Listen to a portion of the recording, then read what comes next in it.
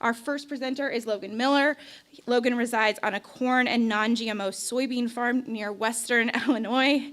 He completed both his undergraduate and master's degrees at the University of Illinois, with his master's research supervised by Dr. Aaron Hager. As a research specialist in Dr. Hager's herbicide evaluation lab, Logan has focused on the various aspects of weed management in soybeans, including early planting strategies and screening water hemp populations for suspected resistance. And then after Logan, we'll have Travis Wilke, who is originally from Olney, Illinois, my hometown, shout out to there. After earning his undergraduate degree in crop sciences, Travis began his master's degree studies in Dr. Aaron Hager's lab in 2023. His research is supported by the Illinois Soybean Association Checkoff program. It's investigating resistance to Group 15 herbicides in Illinois Waterhemp.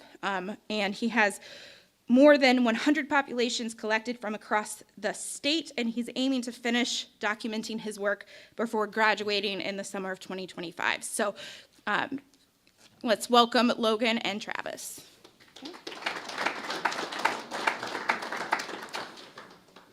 Well, thank you for the introduction. I'm going to keep my coat on because I haven't been able to warm up since I left my apartment this morning.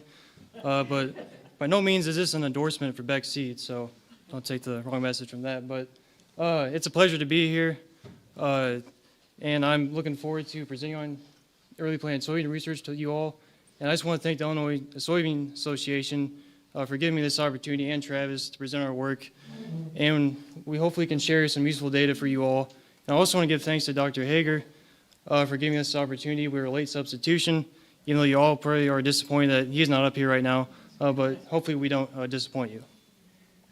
And so we'll start with injury potential to early planted soybean from various soil-residual herbicides, and Travis will take over in the second half of the session. And so it's no surprise that, as we see here, that you probably heard by now that people are planting more soybeans earlier across the state than they ever have before. And this just doesn't pertain to Illinois. If you look at Iowa, you look at Indiana, it's pretty much the same exact story. You'll see for the first 20 or so years, very few farmers were planting early. But then about 5 to 7 years ago, all of a sudden there was this uptick in acres planted in April. And I don't expect this trend to really go anywhere anytime soon. Honestly, the next 5 years, I wouldn't be surprised if it was surpassed 50%, that 5-year average black line there. And what's interesting is you can see in the mid-90s, nobody was even planting early, and the USDA wasn't even tracking if beans were planted in April. And so the landscape has changed quite a bit. And so one must ask, what are the implications of this? And there's really 3 ways to look at it in terms of crop injury and weed management. You know, I'm sure more people are concerned about that, but we're not going to worry about that today. And the 3 ways that we can think about it, at least the potential for injury being increased, is 1, herbicide drift. So 10, 15 years ago, you're going out there putting out your pre-emergence herbicide for corn. There's probably no soybeans emerge next to you. Well, now there probably is, at least maybe on some of your fields. And so you have to be concerned about that, and hopefully not spraying when it's 20 miles an hour and the wind is blowing towards your neighbor. The other thing to be concerned about is herbicide carryover. This is more of a concern because in the past, we used to have a longer window between when that last corn herbicide pass was made and when we're planting soybean. But now we're looking at maybe 9 to 10 months between when those 2 events occur, instead of maybe 10 or 11 months. So herbicide carryover potential could be increased, and especially after this past year. As we know, it was very dry towards the end of the summer, and we did have a pretty dry fall, so that is something to look out for this coming year. Then lastly, of course, would be pre-herbicide injury. And so as we know with pre-herbicides, they are an essential component of a weed management program. This has been extensively documented over the years, not just in Illinois, I mean all across the Midwest, the U.S. Wherever soybeans are grown, pre-herbicides are crucial for season-long weed control. And from what we've seen, this remains true in April planted bean, March planted beans. And you can see that photo there, for those of you that are close enough.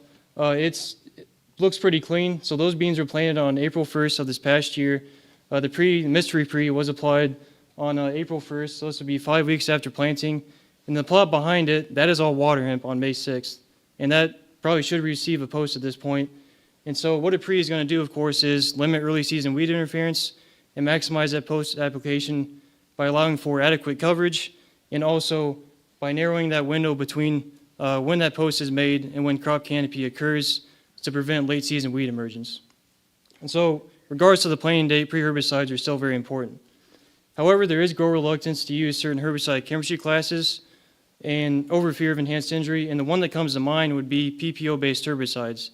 And this is understandable given their track record that they are more likely to cause crop injury, say, compared to the Group 15 herbicides or the Group 2 herbicides. And this concern is enhanced also with early planted soybean because those conditions that those beans will experience after they are planted usually are not as ideal for early season growth and emergence compared to, say, if we plant in May. So those cooler, wetter conditions are going to probably prolong emergence, increase that duration of exposure to these pre-herbicides, and possibly result in greater herbicide injury. And then we combine this also with the fact that farmers are more likely to use seed treatments, such as sudden death seed treatments, when planting early to protect against this pathogen that causes this disease. That would be Saltro or Levo. This could also result in greater injury in combination with certain pre-herbicides. And so our overall goal is to evaluate several commercial pre-herbicides and their likelihood to cause soybean injury with combination with the Levo seed treatment for SCS protection across 2 different planting dates. And so we chose the Levo because from what we've seen and talking to farmers, the Levo seed treatment usually results in some sort of phytotoxicity compared to, say, Saltro. I've never seen any sort of crop response. So we wanted to create the worst case scenario, and if Levo seed treatment was safe, then surely Saltro would be safe as well. Then we wanted to determine whether early season soybean injury and stand loss does reduce soybean yield, and ultimately provide farmers and retailers with data to guide pre-herbicide selection when planting early. And so to do this, we set the trial up as a split plot design with herbicide treatments randomized within each planting date and SCS treatment. There's a total of 56 treatments, 3 replications. So 2 planting dates by 2 SDS treatments, yes or no, then 14 pre-treatments, which I'll get to in a couple of slides.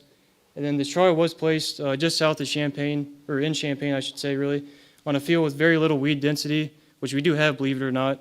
And this was just done for, so far, just 1 year. And then other basic agronomic information, we use tillage in the fall and in the spring prior to planting. 3.3 Asgrow Extended Flex variety was planted. And it had that base seed treatment there for all of the treatments. And that is the Acceleron seed treatment. And then the Levo treatment was added on top of that. And then that's just our standard. The rest of that is our standard small plot research protocol. 10-foot by 30-foot plots, 30-inch row spacing, and approximately 144,000 seeds per acre. And pre-herbicides were applied at 1X label recommended rates at 20 gallons per acre at planting. I'm going to expand on why we chose to apply those pre's at planting in the next few slides. And then you can see here our planting dates, emergence dates. It took the early beans about a week longer to emerge, which wasn't a surprise. And then you'll note that the early beans received quite a bit less rainfall compared to those May planted beans. So keep that in mind as we go along when looking at the crop injury. And then everything received a blanket post-application of glyphosate and glufosinate 28 days after emergence for each respective planting date. And so I mentioned that we applied these pre-herbicides at planting, and the reason for this is there's actually multiple reasons, but the first one is a few years ago, another ISA-funded research project, we looked at weed control in early planted soybean, just trying to build the foundational concepts. And this right here is just showing pre-applied at planting, and then pre-applied approximately 2 weeks after planting. That was our target. We never reached it because the beans would begin to emerge prior to that 2-week target. So it ended up being about 10, 11 days after planting. But these, for this year, or this study, was planned on April 5th and 6th, 4 years ago, across 3 different locations in central Illinois. And so the data that we took there was, 1, the days of 4-inch weeds, or essentially the length of residual control that we're getting. 2, the weed control or percent assessment of weed control at the post timing. And then also just weed density at the post. And you can see, regardless of how you look at it, there was no benefit to delaying that pre-herbicide compared to applying that pre-application at planting. 68 days, 96, 95% control, and then 20 weeds per square meter was recorded. Secondly, another thing to consider if you are to delay the pre-herbicide, weed emergence could occur prior to that application happening, and you're not going to likely have as good control of those weeds once they emerge with the product that you're putting out there compared to if you put that pre-out at planting. So that is something else to keep in mind. And this is at our field day site just south of Champaign. The past 3 years when we have first noticed water hemp emergence. And this isn't just getting down on your hands and knees and trying to find a pigweed out there. This is you're sitting out in the middle of the field and you see water hemp everywhere. And so 2022, if you remember, it was a cooler, wetter spring. So it wasn't until May 9th that we saw water hemp emergence. But the past 2 years, it's been mid-April. And so the last really big study done on weed emergence was in the late 90s. Iowa State did this study. They looked at 4 different summer annual weed species, one of them being water hemp. And they never saw water hemp emerge until like May. And then the big flush in May, then another big flush in June, but never did they record it in April. So with everything water hemp has done to this point, why should we not expect it to shift its emergence pattern earlier in the season? And so this photo here was some beans emerging on April 16th of last year, the same field. And from what you can tell, there's no weeds present, but if we zoom in on it, all those stars are marking water hemp that have emerged at this point. And so as we know, the most competitive weed is one that emerges with the crop. So we want to be able to give that crop a head start. And so that is concerning to see. Then lastly, these are the pre-herbicides that we did evaluate in the crop injury study. But one thing to keep in mind with all these herbicides is that not all of them can be applied up to crop emergence. So if we go through this list, the sulfentrazone-based products, the flumioxazine-based products, they must be applied within 3 days of planting. The reason for that is because you increase the risk for crop injury if you push that out closer to crop emergence. Once again, those are PPO-based herbicides. Residual Pro, that's an interesting one, especially if you're just looking with sharpen. It really depends on the soil texture, especially in your sandier soils. I don't know if you can even apply it up to a certain rate, but just be aware of that one, that it is a little more tricky, so follow the label. But that is another huge reason why we chose to apply these pre-herbicides at planting. And so for this study, we have our rates over there. Those are all pretty representative of what you'll find here in Champaign or Central Illinois, Northern Illinois soil, 3% organic matter, fine soil, and we also have a non-tree control as a check. So for data collection analysis, soybean stand counts were taken at 3 different timings, crop injury at 3 different timings, soybean plant height and soybean yield, and then we did some data analysis. So moving on to results, and starting with soybean stand counts. So this table just looks at the effective pretreatment, average across SDS and planting date, and it's going from 3 days after emergence all the way to at maturity. And overall, you really can't pick out any differences between treatments. Maybe you can say the authority products, Fierce and Kyber, did result in some slight stand reduction there. But other than that, all of them are above 100,000 seeds per acre. So really not causing any concern in terms of resulting in soybean yield loss. Now, I was glad I attended the morning session because Dr. Bila was asked a question about soybean planting population. And he said for early planted soybean, he wouldn't be afraid to go down to 110,000, which I do agree. And I did this past year just a random kind of a goof plot. I planted 115,000 seeds per acre on April 1st compared to 144,000. And it took those 115,000 seeds per acre beans a few days longer to emerge. So we have to remember that with beans, they kind of help each other emerge through that soil crust, especially if the crust is quite thick. So when we add in certain pre-emergence products, there may be more of a concern, especially if with these, we started at 144,000 seeds per acre, we're seeing about 25% stand loss. So we could go down, if we started at 110, we could go down to around 80-something thousand, which some will say 70,000 seeds per acre is enough. Some will say you need 90 to 100,000. So it really depends on what study you look at, but that is something to keep in mind if you are planting early. So these 2 photos are really good at showing the difference of having that levo seed treatment with the pre-treatment versus just having the pre-treatment alone. So this is Authority Edge, which has sulfentrazone and PPO product in it, compared to Authority Edge with the levo. And you can see a levo had quite an effect on soybean stand compared to Authority Edge alone, which if you remember, it did have the hardest impact on soybean stand in the previous slide. So moving on to soybean injury now. Once again, just looking at pre-treatment, average across SDS and planting date, and going from 3 days after emergence to 14 days after emergence. The authority products, Fierce and Kyber, once again resulted in the greatest crop response. And and really they were usually worse, significantly worse than the non-tree control regardless of the assessment timing. And then Broad-X, Residual Pro, they were kind of in that middle ground area, not always significantly worse, but in some cases they were. And then Prefix and Preview, two other products that have PPO herbicides, and no assessment rating, they were never worse than the non-tree control in terms of crop injury. And so this is maybe very hard to see now that I look at it, but you have three different photos here: Authority Edge, Fierce EZ, and Preview, all with the Levo seed treatment. And just by looking at that, I would argue that Preview looks the best. It definitely looks like it has the fullest stand. Those unifoliates are starting to expand, whereas Fierce and Authority Edge, especially that Authority Edge photo, you can see they are just blank spaces or delayed emergence. And so those two treatments on the left definitely did have a harder impact, resulting in greater crop stand loss and crop injury 3 days after emergence. Now, 7 days after emergence, still looking at early planted soybean. We have Hager on the left alone, or excuse me, that has flumioxazin. Preview has sulfentrazone. Then Tendovo is a lone product that does not have a PPO herbicide in it. And Preview versus Tendovo looks pretty comparable, but Hager, we see quite a bit of stand loss, and that malformed look of those beans almost is pretty representative of what you see from flumioxazin sometimes, and also just stand loss or delayed emergence once again in that Hager photo. So back to soybean injury, this time looking at pre-treatment and SDS treatment combined. And to no surprise, there is a night and day difference between including that Levo seed treatment versus not. Just looking at the non-tree control, we go from 0% injury 3 days after emergence all the way up to 8% injury, or Broad-X from 2 to 12%. And once again, Authority products, Fierce and Hager, Broad-X, Residual Pro, did result in the greatest overall injury, while the products that did not have a PPO herbicide resulted in the least.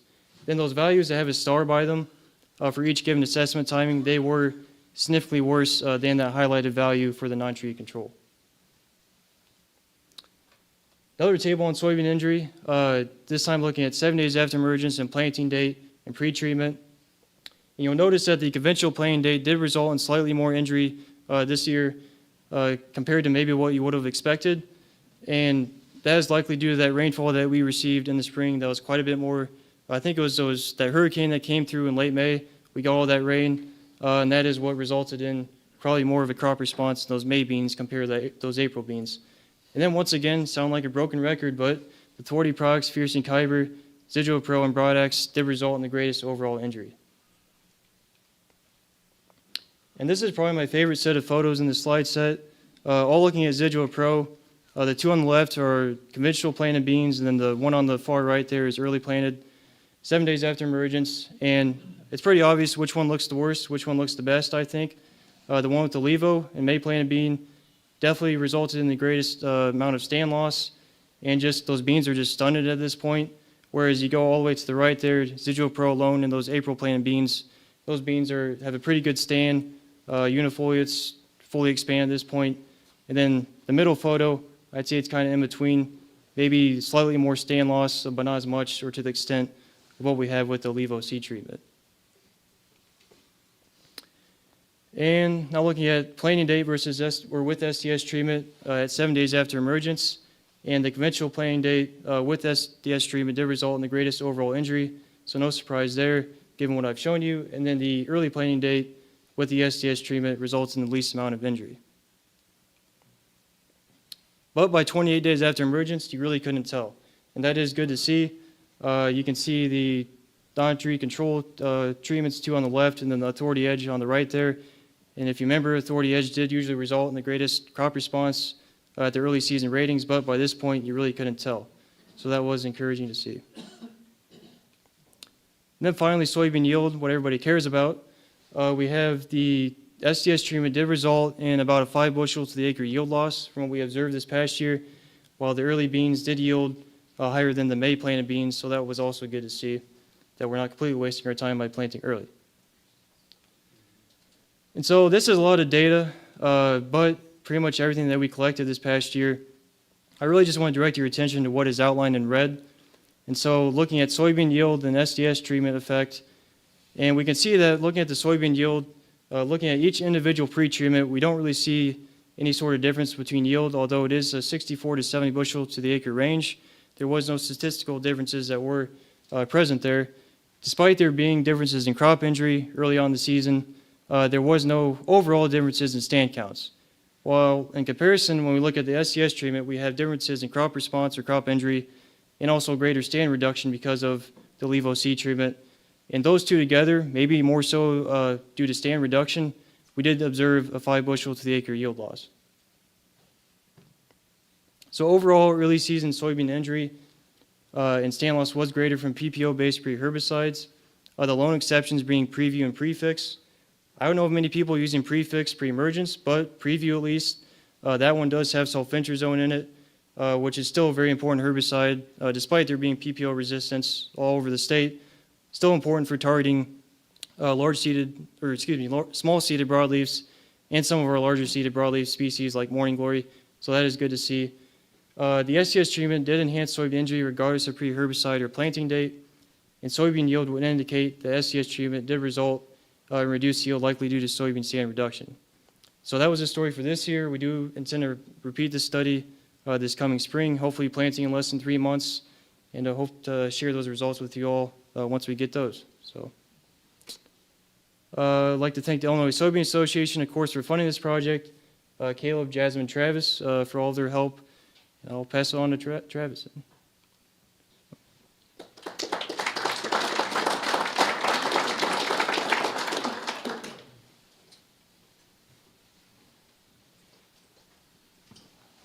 Thanks, Logan, for the introduction. Like you said, my name's Travis Wilke. I'm a master's student in the lab, and I'm excited to be sharing my thesis research with you guys today. It's an opportunity that not a lot of grad students get to give a presentation in a capacity like this, so I consider it quite the privilege, and want to thank Dr. Hager and the Illinois Soybean Association for the opportunity to present that thesis research to you, where we're looking at how widespread Group 15 resistance is in Illinois water hemp. So starting with just a brief review of those products, like some of them pictured here. These are herbicides that have pre-emergence control of grasses and small seeded broadleaves, and they actually make up one of the oldest classes that we have available to us on the market today. But of course, their resurgence in use has kind of been limited to the past couple of decades as we relied more on residual control with the development of resistance to foliar applied herbicides. And of course, the discussion on water hemp in the state's nothing new either. But you might recall back in 2019, that was the year that we first had confirmed resistance to Group 15 herbicides in 2 populations, one being from Champaign County, the other from McLean.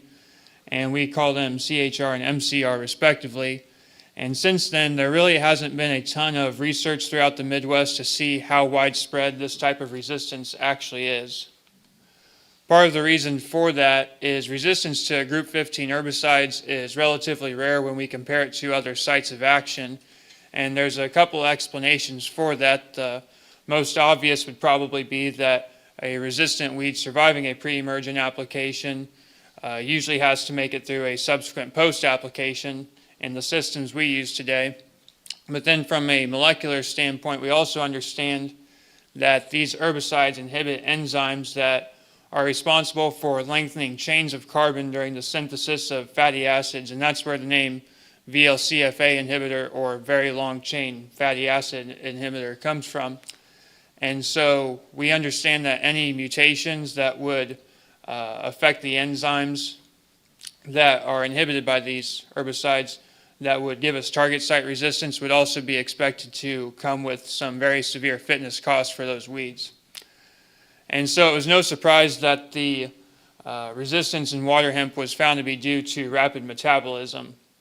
But the university wanted to bring the research back into the spotlight now on this topic, as resistance to soil-applied herbicides is much more difficult to detect in the field than that of foliar, and that's really affected by several factors. While we do have metabolic resistance confirmed to both types, it looks extremely different in the field. In a foliar setting, you would see that visual symptomology and maybe even see those weeds on the brink of death, but after coming back in a week or two, you quickly realize that they're going to survive and go on to produce seed. Whereas a residual herbicide has resistance manifested as a shortened duration of control in the field, and which is affected by multiple factors. The one that comes to mind most often would be incorporation, something that foliar herbicides do not require. And that's what lends to this idea that there's several more scapegoats that we can blame for a lack of control whenever we're looking at residual herbicides. So, for example, most of the research that we do with the university is usually on fine textured soils, but if we were to make a residual herbicide application on a sandier soil and receive several downpours within a few days, we would understand that that's going to affect the length of control. And so it's ideas like that where we can either underestimate or potentially overestimate in some instances how much control we're actually getting from our residual herbicide. And so because of that, the time for a resistant population to display its resistance to a soil-applied herbicide is truly unknown, whereas in a foliar setting, as long as we know the active ingredient that we sprayed, we have a pretty good idea of how long it should take for those weeds to die. And if we don't see that in that given timeline, well, we're able to have a pretty good idea that there's suspected resistance. So for this project, we wanted to take it out of the field and into a greenhouse setting so that we could determine the extent of resistance to group 15 herbicides in the state. And eventually we'd like to be able to identify the suspect populations and pass them on to Dr. Tranel's lab, where they can study the genetics that are tied to metabolic resistance. So this project dates back to the fall of 2023 when we collected seed from 2 female Waterhemp per field, receiving submissions both from the public and within the department. You might recognize this screenshot from a past webinar or the form on the right that accompanied those public submissions. So if any of you out there provided those, I want to thank you for your contribution to the project. And with them, we also had 127 fields that myself and the herbicide evaluation office went across the state collecting from. And so that resulted in a map that looks like this right here. And we were pretty happy with our coverage of the state. And you might notice a particular cluster of pins down in southern Illinois, and that's what goes back to that bottom bullet point there, where we wanted to have an additional collection of 25 fields that were in a double cropped system. So that's why there's that cluster. So we bring that seed into the greenhouse, and there's nothing too exciting on this slide. We're just using our standard soil mixture that we use and a little bit of a slow release lawn type fertilizer and Osmocote. And I am sowing a 5x5 grid of these seeds on the surface, covering them with a little bit more of that soil medium before and after the herbicide application, just to protect against any volatilization or simulate a little bit of mechanical corporation in the greenhouse. So that herbicide application looks a lot different than the ones that Dr. Sider and Logan have described to you. I've got a little bit easier path in my research. I'm just using a compressed air research sprayer that has one banding nozzle on it, and we're spraying at those settings listed there. From there, I take the plants back into the greenhouse room where I have a misting station equipped with these sprinkler heads that are very similar like what you would see in the produce section of a grocery store that soaks a lot of those leafy vegetables. These are very similar. They just produce a wider spray pattern. And so I run them in intervals of 4 minutes across 8 times a day. And I use this system for 2 days after that planting. And that's whenever I start to see a pretty good bulk of the emergence of the water hemp I planted. And we're using a discriminating dose of S-metolachlor, not because we wanted to pick on any specific product or company, but because it had the highest R to S ratio in the research done by Seth Strom that confirmed the resistance. And you might have heard Dr. Hager speak on that topic before, so I'll just do a little brief review of it. And LD50 just stands for lethal dose 50, or the rate that's required to kill half of a population. So this chart that he made with Seth's work shows our 2 resistant populations, CHR and MCR, that have a much higher LD50 than our known sensitive populations, WUS and ACR. And an R to S ratio just stands for resistant to sensitive, So we're taking those values and dividing one by the other. And so, for example, quick math on that top right green value, the R to S ratio between CHR and WS would be 18, coming from that 1808 divided by 101. We could also say that it is 18-fold resistant. So that number just kind of describes the magnitude of resistance that we're looking at. And you'll notice that value of 64 that came from MCR and ACR, that was the highest value seen in that research. And so because of that, we want to use S-metolachlor in this study, as if there's a chance of seeing any potential differences among the populations, it's most likely going to be seen when we use S-metolachlor in comparison to other group 15 active ingredients. So I'm spraying a rate of 0.4 pints of dual 2 magnum per acre, and that provides a defining level of control on a known resistant population that comes from that CHR field population. So as well as that discriminating dose, we're having a non-treated control with 0 pints per acre, if you will, and having 2 replicates of each, so 2 pots of each treatment. And then I count those live seedlings at 10 days after the application to calculate a survival percentage based on how many seedlings are live in our untreated pots. So we'll go ahead and show some results here. In the bottom left here, we see a picture that has the progeny of that CHR population, and we see that it produced a survival percentage of 45. And whenever I tell my family about my research, they always ask about why it's such a low rate of 0.4 pints of dual 2 magnum per acre. And I explain to them that I'm only trying to kill water hemp that's coming up in a 2-day window versus obtaining several weeks of residual control. I show them this picture, and then they think that my rate's too high, because if that's my resistant population, then surely I must be killing off everything that we brought in. And you'll see from that photo on the right, that's far from the case. We actually have a pretty good spectrum of results we've seen so far at this rate. So that collection 377 is by no means an outlier. We've seen putative resistance that seems much more severe than what we have in CHR.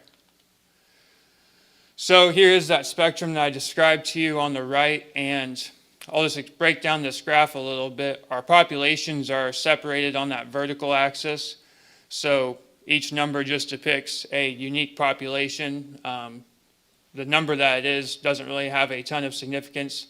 Just know that they're each representing their own population with survival percentage outlined from 0 to 100 on that horizontal axis. I have that orange vertical line in there that represents the 45% survival of our known resistant CHR population. And so anything falling on the right of that line is considered putatively resistant in this research. If we were to count all of those averages that fall to the right of the line, we would see that there's 20 of them, with several reaching up into 70, 80, and 90%. So the resistance that we're suspecting seems to be more widespread than we've originally confirmed. Earlier I mentioned those double crop collections, and I circle back to them right here. This box plot shows our average survival percentage of a single crop population versus a double crop population. And I found it interesting in this work that not one of our double crop collections has shown putative resistance. They've all been below that 45% survival. And so there's a couple explanations for why that might be. Obviously, we usually don't see near the group 15 herbicide applications in double crop settings. But what stuck out to me was, say you go a year without applying any other herbicide, we'll just pick glyphosate for ease sake. But if you went a year without applying glyphosate, go out in the fall and collect some of your escaped water hemp seed, send it to us at the University of Illinois. We take it into the greenhouse, spray it. Even though you did not have selection pressure in that given year, we're probably still going to see that resistance. That wasn't the case with group 15 herbicides in this example. So there's still several more double crop populations to test and see if these results continue. But as for now, it's looking like that frequency of resistance is affected in very short time frames. So as we continue this research, the first thing I was obviously finishing the rest of those 127 populations and screening them with S-metolachlor. And from that, I'll do dose response experiments like that one depicted here in the bottom, where I took populations 1010, 1003, and 1101, with 1010 being a sensitive population in my screening. And we'll figure out what the magnitude of resistance is between these populations. As you can see here, I'm still working on refining what the rates are that I use in those studies, as that was just my discriminating dose that really separated and created any significant differences between the three populations. I always get asked if we're going to be utilizing any other group 15 active ingredients in this research, and the answer is definitely yes to that. We're going to see in a variety of the populations that we brought in if these results are similar with other group 15 active ingredients. And like I mentioned earlier, we'll want to take our populations and pass them on to Dr. Trail's lab for them to look at the potential for cross-resistance. So in conclusion today, like I've mentioned, water hemp resistance to group 15 herbicides is certainly suspected to be in more populations than we have confirmed at the moment. And we are very excited moving forward with the potential for future residual research that we can do in our greenhouse at the university. And like I showed there at the end, the frequency of resistance may be impacted in a very short time frame when there's a lack of utilization of group 15 herbicides, when we have practices like double cropping. But of course, we're still looking into why those results showed up. So as I wrap up here, I just want to thank the Illinois Soybean Association for providing the funding for this project and making my master's possible, as well as anyone who provided the public submissions in the project. And I want to thank all of the members of the university's herbicide evaluation office that made it possible to cover the entire portion of the state that we had. And I'd like to thank Isabel Worley of Dr. Trail's lab that provided me with that resistant CHR seed that I mentioned as our known resistant population. And with that, I believe Logan will be coming back up here, and yeah, either one of us can take questions related to either presentation.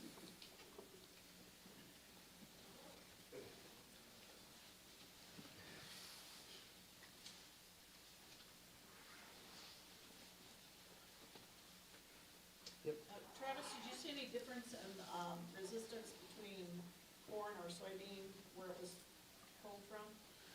Yeah, so the question for those online was if we saw any differences in resistance between corn and soybean collections. I forgot to mention in that presentation, we actually did all of these collections from soybean fields just for the sole purpose of it's a lot easier to spot water hemp in a field from the road in a soybean field than a corn field.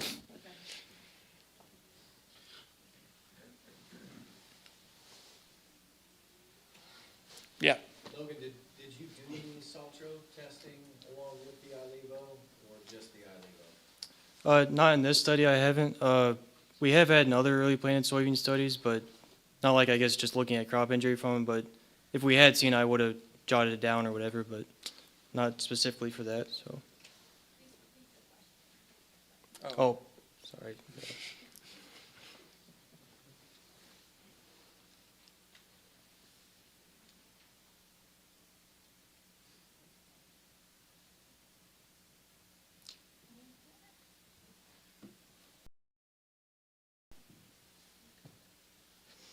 I'm not gonna say anything, I'm just walking up here.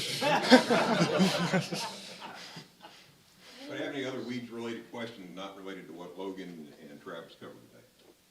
About the 25 season, yes, sir. Yeah, if we could go back to Logan, you talked about crop damage occurring under certain chemicals with soybeans in the early plant, affecting the emergence and then obviously the days following.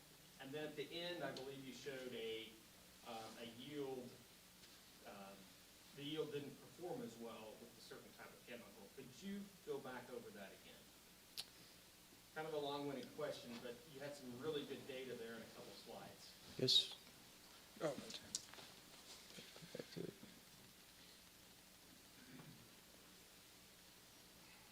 Was it this slide here you were referring to? It had conventional on bottom of the other one. Could you walk us through that one more time? Yeah, so the question was just to walk through this table here. And so this table is just showing the interaction between planting date and SDS treatment and the effect on soybean yield. And so when we solely look at early planted soybean, we can see that it was, for the most part, yielded higher than that conventional planted date.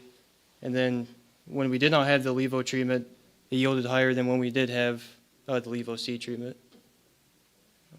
And then the worst combination would be the conventional planted date with the SDS treatment. Did you notice any SDS in your plots? No, so the question was, did we notice any SDS in our plots? And we did not see any sudden death syndrome. And to our knowledge, there was no history of SDS in the field. So that would be another thing to take into consideration when choosing seed variety or seed treatment.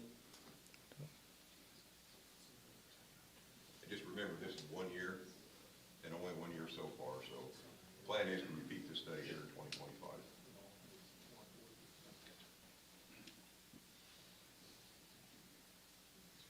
Other questions? Yeah, we're focusing on, obviously Waterhemp, that's our main weed that everybody wants to talk about. I feel like in our area, copper burr is becoming a big issue. Could you just speak of copper burr and why we're maybe missing that? Lord, I haven't spoken copper for 30 years. That's his weed. What a great change of pace. Hey, Doctor. Could you be on the mic so we can get the live They stream? won't know my- So the question was a sort of a resurgence of cockleburr. And actually, we've noticed that. It's completely anecdotal, but I would probably venture to say for the last maybe up to 8 years, we tend to see cockleburr again, and the other one we tend to see more of is velvet leaf. And we have, Doug, Charlie, correct me if I'm wrong, but I think, years ago, we might have actually screened a very few limited number of populations from either of those species, again, primarily for glyphosate resistance, and we didn't see anything. So I think it begs the question, are we seeing these things because over time they may have now evolved in their emergence pattern?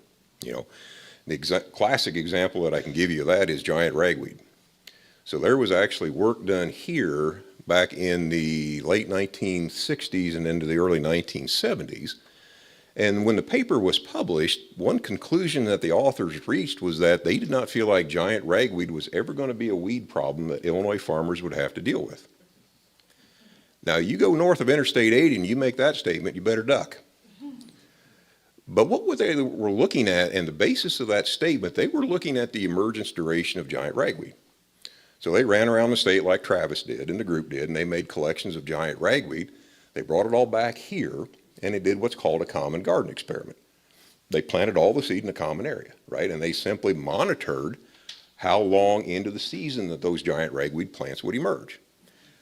They did that a couple of years, and essentially their conclusion was what they found is that if you're going to have giant ragweed, it will all emerge by May 1st. They never saw any emergence past May 1, okay? Now, when was this work done? You remember what I just told you? Back in the late 60s and 70s. Y'all farming the same way that you did back then? Probably not.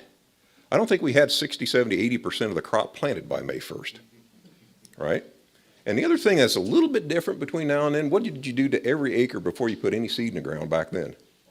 You worked it, right? So if you're not working the ground before May 1, all the giant ragweed is up by May 1, you're going to wreck it before you plant. That was the reason for that statement. Made sense. So about 20-ish years ago, they decided to repeat that work, not nearly to the extent that they had done it the first time. So they ran around the state, made collections of giant ragweed, brought it all back here, did the same common garden experiment.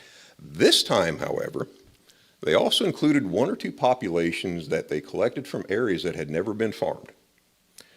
The back corner of a cemetery somewhere, or woodlot, or some place that was just not ever farmed.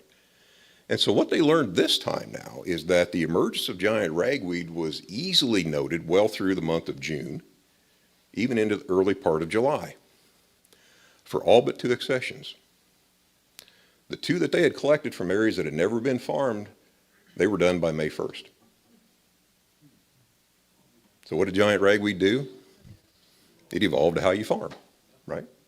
Maybe that's the same thing we're seeing with cocklebur and velvet. I mean, it's purely speculation at this part. But I have on a couple of different occasions mentioned that observation to my, counterparts or colleagues in other states, and they're seeing the same thing. So it's not just us. Other questions? Yeah. Do you expect a difference from that study if you had no tillage, or tillage makes any difference at all? Very good question. No idea. Could be.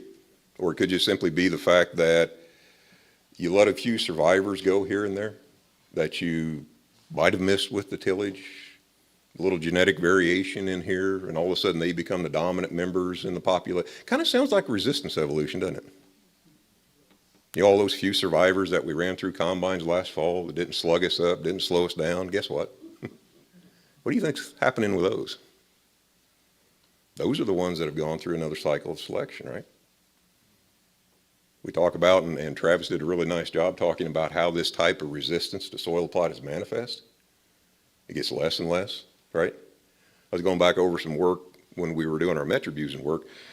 We did first plot work in Waterhemp was 29 years ago. God, that was bad. Oh my goodness. 2 rates of authority. At 6 weeks after planting, we were still 95% control. That was a sensitive population. You do the same rates now on a resistant population, you're lucky to get 2.5 weeks. So think about how that's happened, right? And all those survivors that we have in the field right now, that's gone through another cycle of selection. Who knows? 5 years from now, we may be lucky to get a weaker residual if we keep letting these successful alleles, these successful selection combinations go.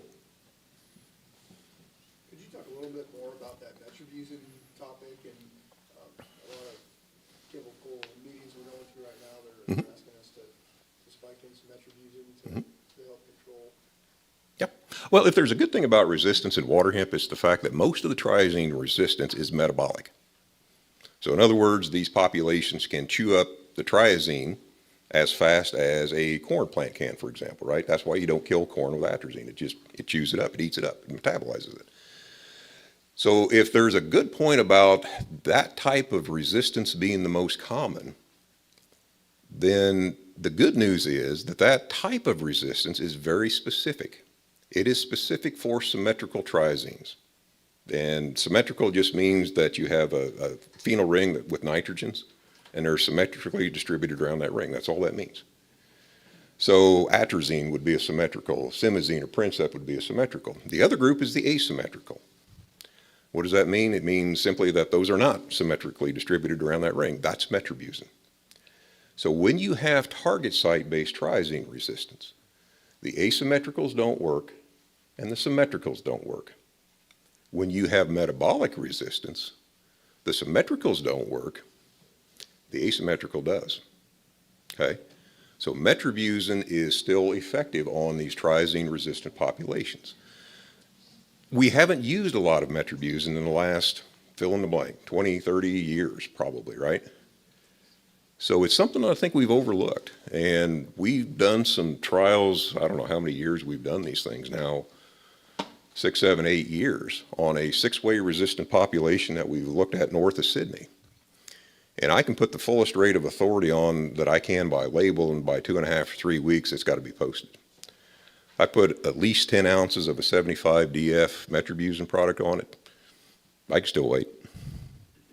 We, at that 10 ounce rate up to 16 ounces, we were still rating that at 95, 96% at 6 weeks, like what we used to be able to do with authority. So if there's a weakness, if there's an advantage that we can exploit in resistance, that's one of them. And I think we might be overlooking something here if we're not going to take a harder look at metribuzin. I think it can't help. Is that enough pontification, or you want me to go on? Okay. Plenty deep? All right. Okay. Any last questions real quick? Will that new Bear product do anything? Will that new Bear product do anything? Yeah. What new Bear product is that? I don't know if it's out yet, but it's coming in kind. It does some interesting things. How's that? The one that is to work on water. Yeah, some activity, yeah. So you can save this for a few more years? I think she said we got to stop, so I better get off.